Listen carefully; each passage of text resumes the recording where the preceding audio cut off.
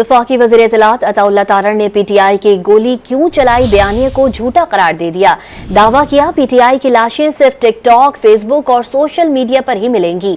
Challenge किया PTI कोई एक वीडियो ले आए जिसमें सिक्योरिटी एहलकार सीधी फायरिंग कर रहे हों। वज़ीर इत्तलात ने तंज किया पीटीआई का बयानिया गोली चलाने का नहीं, गोली कराने का है।